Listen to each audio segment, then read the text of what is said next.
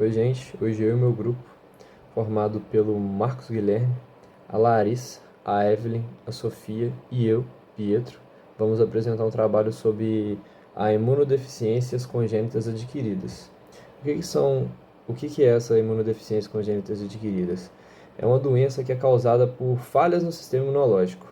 Essas falhas podem ser graves, leves, e o principal problema é que ela deixa o organismo mais vulnerável, que tipo, por exemplo, uma pessoa mais saudável conseguiria controlar isso facilmente.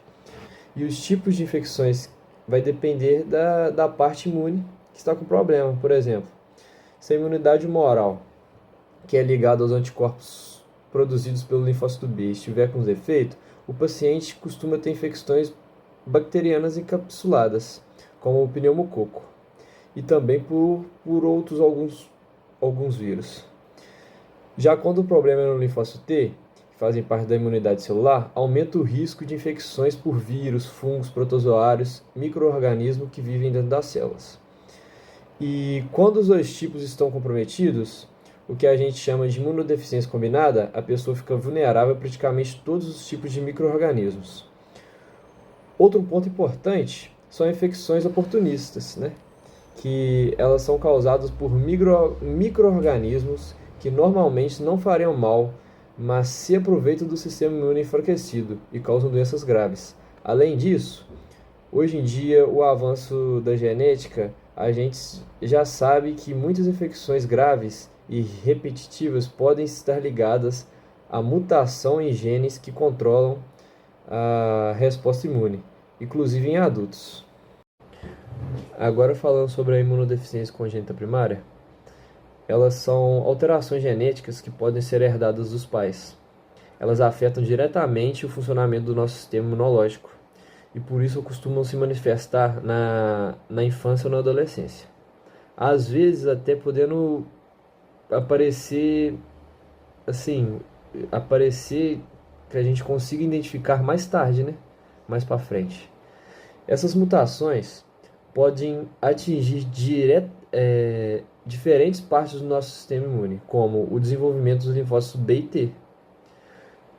E, por exemplo, pode atingir na formação do DNA, na sinalização celular e na maturação dessas células. Com base nisso, essas doenças são classificadas conforme o tipo de célula ou mecanismo afetado. Se o defeito for no linfócito B, o corpo não consegue produzir bem os anticorpos. Um exemplo é a gama-globulinemia, ligada ao X, em que há uma redução quase total de hemoglobinas no sangue. Quando o problema está no linfócito T, o paciente tem maior risco de infecção por vírus e fungos. Um exemplo é a síndrome de George, que afeta o desenvolvimento do timo, onde os linfócitos T amadurecem. Já tanto os linfócitos B quanto os T estão comprometidos. Temos os casos mais graves, como a SCID, ou imunodeficiência combinada grave. Nesse caso, o sistema imune praticamente não funciona. E o paciente pode precisar de um transplante na medula óssea para sobreviver. Mesmo as formas mais leves de imunodeficiência primária exigem acompanhamento médico constante. Agora eu vou falar sobre os problemas na imunidade inata. A imunidade inata é a primeira linha de defesa do nosso corpo e ela age nos primeiros momentos ali da infecção. Ela envolve a pele, as mucosas, os fagócitos, o sistema completo e as células NK. Quando há defeito nessa parte do nosso sistema imune, a pessoa costuma ter infecções frequentes desde bebê. Os defeitos são mais comuns estão nos fagócitos, que podem não conseguir matar os micro-organismos, como na doença granulomatosa crônica, ou ter problemas estruturais, como na síndrome de Chiediac-Higashi. Há também casos em que os leucócitos não conseguem chegar ao local da infecção, como nos defeitos de adesão leucocitária. O sistema completo, que ajuda a destruir germes, também pode ter falhas. Isso aumenta o risco de infecções graves, como meningite ou até mesmo doenças autoimunes. A deficiência de células NK deixa o nosso corpo mais vulnerável a infecções virais, principalmente por herpes vírus. E por fim, os problemas dos receptores TLR, que dificultam a resposta contra bactérias, micro-organismos que vivem dentro das células.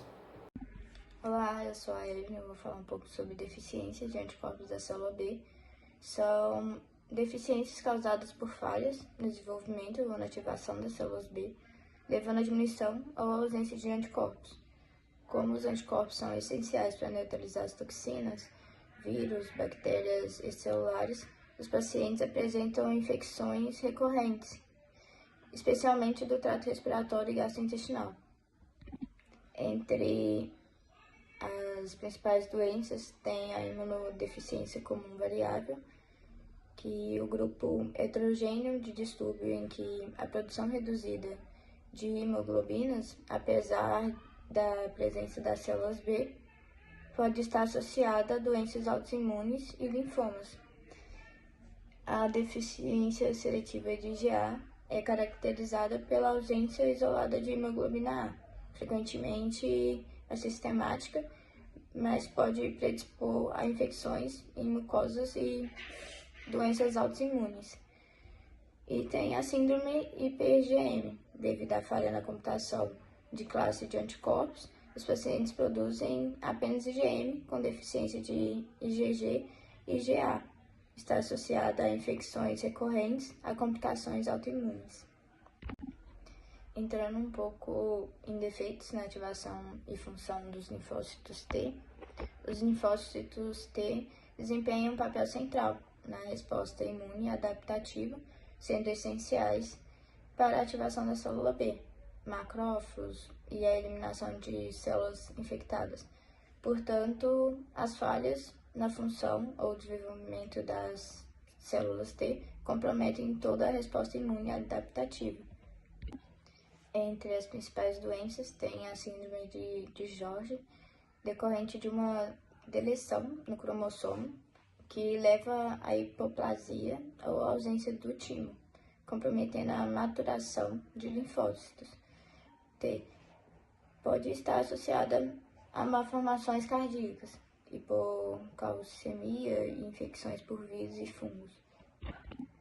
Também tem a imunodeficiência combinada grave, o grupo de doenças graves com ausência funcional de linfócitos T, podendo afetar o B e NK. Os pacientes apresentam infecções severas desde os primeiros meses de vida. O tratamento definitivo geralmente envolve transplante de medula óssea. Também tem a deficiência de ZAP70, é uma proteína essencial para a ativação das células T. Sua deficiência leva à ausência de linfócitos T, CD8, a disfunção do CD4, com infecções virais recorrentes.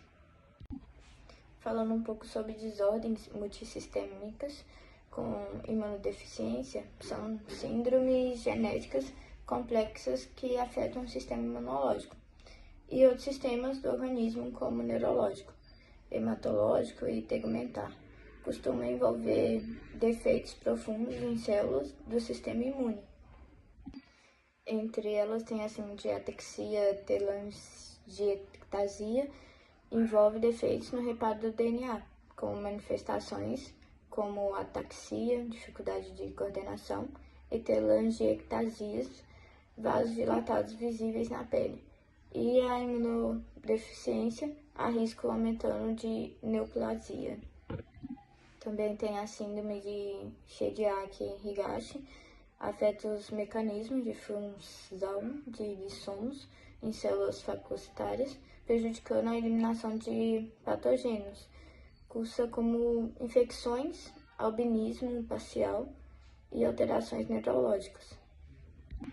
Também tem a síndrome de IPGE, associada a altos níveis de IgE, infecções cutâneas e recorrentes, pneumonias e alterações esqueléticas na retenção dentária.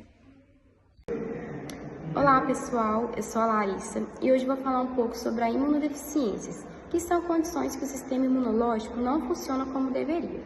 A gente vai ver dois tipos, congênitas, que são genéticas, e adquiridas, que acontecem por fatores externos. Também vamos entender o papel do HIV, o vírus que causa AIDS, e como ele afeta o sistema imune. As imunodeficiências congênitas são causadas por alterações genéticas e geralmente já aparecem na infância. O tratamento tem dois focos principais. Um que é controlar as infecções e tentar restaurar partes do sistema imunológico que não estão funcionando. Entre os tratamentos mais usados estão a imunização passiva, que é feita com a imunoglobulina, principalmente para pacientes que não produzem anticorpos, como na gama-globulineia. Agora, HIV e AIDS. A AIDS é causada pelos vírus do HIV, que ataca diretamente o sistema imunológico. Ele destrói as células TCD4+, e isso abre um espaço para várias infecções oportunistas, além de tumores, perda de peso e até problemas neurológicos. Desde que foi descoberto nos anos 80, o HIV já infectou cerca de 50 a 60 milhões de pessoas no mundo, com mais de 25 milhões de mortes. Hoje, cerca de 35 milhões de pessoas vivem com HIV, sendo essa maioria na África e na Ásia. A maior parte dos novos casos está entre os jovens de 15 a 24 anos, com cerca de 3 milhões de novas infecções por ano. Apesar ainda de não haver a cura, os antirretrovirais permitem controlar a infecção e, com isso, os pacientes conseguem ter uma boa vida. Agora eu vou falar um pouco sobre as características moleculares e biológicas do HIV. O HIV é um vírus que possui como material genético o RNA. Esse genoma tem aproximadamente 9,2 quilobases de comprimento. Ele é envolvido por um envelope líptico, que na verdade é retirado da própria célula hospedeira durante a replicação do vírus. Na superfície desse envelope existem duas glicoproteínas importantes, chamadas de GP120 e GP41. Elas são fundamentais porque permitem que o vírus se conecta e entre nas células do sistema imunológico, principalmente nos linfócitos TCD4+. Dentro do seu genoma, HIV tem alguns genes chamados estruturais, como o GAG, o POL e o ENV. Esses genes codificam proteínas e enzimas que o vírus precisa para funcionar e se multiplicar, como a famosa transcriptase reversa, que é uma enzima especial para transformar o RNA viral do DNA dentro das células. Além desses, os vírus também têm genes reguladores, como o TAT, o REV, o NEF, o VIF e o VPR e VPU. Esses genes não participam diretamente da estrutura do vírus, mas são muito importantes porque ajudam o HIV a se replicar mais facilmente e se esconder ou resistir à resposta do sistema imunológico. Essas características fazem que o HIV seja um vírus bastante eficiente em infectar e manter dentro do organismo, o que torna o combate a ele tão complexo. Agora falando das imunodeficiências adquiridas, também chamadas de secundárias. Elas não têm origens genéticas, elas acontecem por fatores externos, que enfraquecem o sistema imunológico. Os seus principais fatores são infecções, como o HIV, que destrói as células importantes de defesa, como a TCD4+. A desnutrição, que atrapalha o funcionamento dos linfócitos, as células de defesa. O tratamento com a quimioterapia ou imunossupressores, que acabam suprindo a atividade do sistema imune. O câncer e doenças hematológicas, que afetam a produção dos leucócitos, que são as células de defesa, e também a remoção do baço, que aumenta o risco de infecções, especialmente por bactérias encapsuladas. Essas condições todas deixam o organismo muito mais vulnerável a infecções graves. Olá gente, tudo bom com vocês? Eu me chamo Marcos e hoje aqui nesse vídeo eu vou falar um pouco sobre o vírus da imunodeficiência humana, mais conhecida como o HIV. Eu vou falar um pouco dela, vou falar um pouco das fases, como que adquire essa patologia e entre outros. Então gente, para começarmos, o que é o HIV? Bom, o HIV, de acordo com a OMS, é o vírus da imunodeficiência humana. Ela é uma doença bastante difícil de se lidar, porque ela ataca o sistema imunológico da pessoa. Ela acaba destruindo as células mais importantes de defesa do nosso corpo, que são os linfócitos TCD4 e os macrófagos. Ela acaba destruindo essas células e acaba comprometendo totalmente o sistema imunológico da pessoa. Bom, gente, por conta do HIV acabar comprometendo o sistema imunológico dessa pessoa, ela acaba sendo suscetível a ter outros tipos de doenças. Então, a HIV ela é uma doença bastante difícil de se lidar, porque ela acaba fragilizando o sistema imunológico dessa pessoa, e assim ela acaba adoecendo para outros tipos de doenças. As formas mais comuns de adquirir o HIV são através de relações sexuais, em que a pessoa tem com uma pessoa infectada com esse vírus, e através também de troca de fluidos. Então, se uma mãe que tem essa doença, tem o HIV no sangue dela e amamentar seu filho, existem grandes riscos dessa criança acabar sendo infectada por essa doença. Bom, gente, o HIV ela é dividida entre 3 fases. A fase aguda, a fase da latência clínica e a fase mais avançada, que é a fase da AIDS. Então, gente, eu vou falar um pouco sobre a fase aguda do HIV. Ela tem duração de aproximadamente 2 a 4 semanas após a exposição do vírus. A pessoa que tem o vírus nessa faixa de tempo, ela é uma pessoa bastante contagiosa por conta da intensa réplica do vírus no sangue. Normalmente, os sintomas da fase aguda são sintomas leves de gripe, então seria mais mialgia, febre, são esses tipos de sintomas, mas são sintomas bem leves. Tem também pessoas que não têm esses sintomas. Após a fase aguda, chega a fase da latência clínica. O sistema imunológico ele consegue reduzir temporariamente a carga viral, mas ele não elimina totalmente o vírus. O HIV ele permanece replicando-se lentamente em locais, principalmente nos linfonodos baços. Há uma queda progressiva dos linfócitos TCD4, que, como eu havia mencionado, o HIV ele destrói essas células de defesa, e mesmo que o paciente esteja assintomático por anos. Na fase de latência, não há presença de sintomas, o que dificulta ainda mais no diagnóstico dessa doença.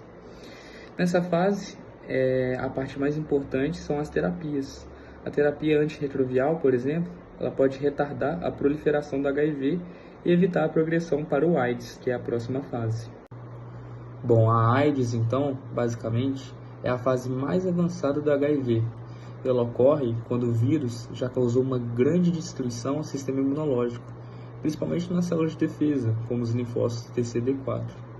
E segundo a OMS, uma pessoa é considerada com AIDS quando a contagem de linfócitos CD4 está abaixo de 200 células ou apresenta uma infecção oportunista grave, como os cânceres específicos. Os sintomas dessa fase variam de pessoa para pessoa, mas normalmente são perda de peso, febre persistente, diarreia crônica, tosses crônicas, fadiga extrema e entre outros. Essa fase, a AIDS, a fase mais avançada, ela ocorre normalmente depois de 5 a 10 anos da fase inicial do HIV. E se uma pessoa estiver nessa fase e não iniciar o tratamento, a sua expectativa de vida é de 1 a 3 anos. Mas a terapia antirretroviral ela pode melhorar significativamente pessoas com essa fase da infecção, e ela pode fazer pessoas viver por décadas e com uma qualidade de vida muito melhor. Após ter mencionado sobre as fases do HIV, eu vou mencionar agora sobre a resposta imune ao HIV, porque ele é um processo bastante complexo, porque envolve mecanismos da imunidade inata e da imunidade adaptativa. Na fase inicial da infecção, quem vai atuar como a primeira linha de defesa é a imunidade inata. Ela vai usar células como os macrófagos, as células dendríticas e as células NK, e elas vão tentar eliminar e neutralizar as células infectadas do HIV. Porém, eles conseguem se esconder em compartimentos do corpo menos acessíveis ao sistema imune inato. Com o avanço da infecção e a imunidade inata não ter conseguido fazer nada, a imunidade adaptativa vai entrar em ação.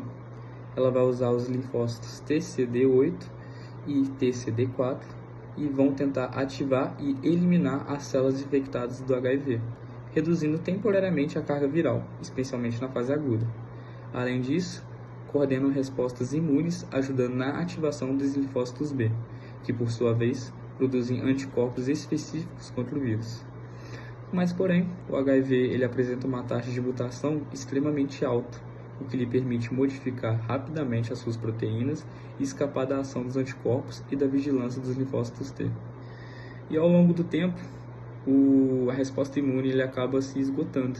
Os linfócitos T e CD4, que são as principais células alvos do HIV, vão sendo destruídas progressivamente, comprometendo a capacidade do sistema imunológico e o vírus também, estabelecendo reservatórios onde permanecem escondidos e inacessíveis a medicamentos e células imunes.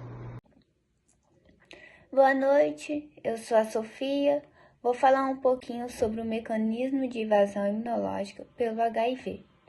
O HIV consegue escapar do sistema imunológico de diversas formas, dificultando o controle de infecção. Ele possui uma alta taxa de mutação devido a erro à sua transcrição reversa, o que permite gerar variantes que não são reconhecidas facilmente pelos anticorpos e pela célula T do sistema imune. Além disso, a molécula GP120, que permite a entrada do vírus nas células, tem uma região chamada V3, altamente variável, ajudando o vírus a evitar a resposta imune. O HIV também interfere na expressão do MHC de classe 1, que é essencial para que as células infectadas sejam reconhecidas pelo linfócito T.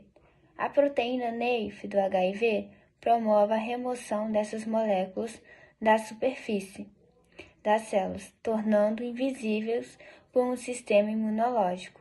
Outros mecanismos incluem a inibição da imunidade celular, como a redução da atividade das células T auxiliares, o aumento das células T reguladores e a supressão das células dendríticas. Vou falar mais um pouquinho sobre um possível papel para os genes hospedeiros. Embora a maioria das pessoas infectadas com HIV acabe desenvolvendo AIDS, cerca de 1% dos indivíduos não desenvolvem a doença. Esses indivíduos conseguem manter uma alta quantidade das células T, CD4+, e CD8, sem precisar de tratamento por mais de 10 a 15 anos. Eles dividem em dois grupos, sendo que não são pregressores ao longo prazo e apresentam uma carga viral detectável, aproximadamente 5.000 cópias de HIV-1 RNA por milímetro de sangue. Já os chamados controladores de elite, que são ainda mais raros, conseguem manter a carga viral extremamente baixa, cerca de 50 cópias ou menos por milímetro de sangue. Os estudos indicam que fatores genéticos desempenham um papel muito importante nesse controle, principalmente nos genes relacionados ao sistema imunológico, como o complexo HLA e o receptor CCR5. A presença de certas variantes nesses genes está associada à resistência ao HIV e à prevenção de progressão da doença, e acredita que os outros fatores genéticos ainda serão descobertos ao longo dos anos. Agora eu vou falar um pouquinho sobre o tratamento, prevenção da AIDS e desenvolvimento de vacinas. O tratamento da infecção por HIV envolve o uso combinado de medicamentos antirretrovirais, que atacam diferentes alvos do ciclo viral. Com a transcriptase reversa, a protease é a entrada do vírus na célula.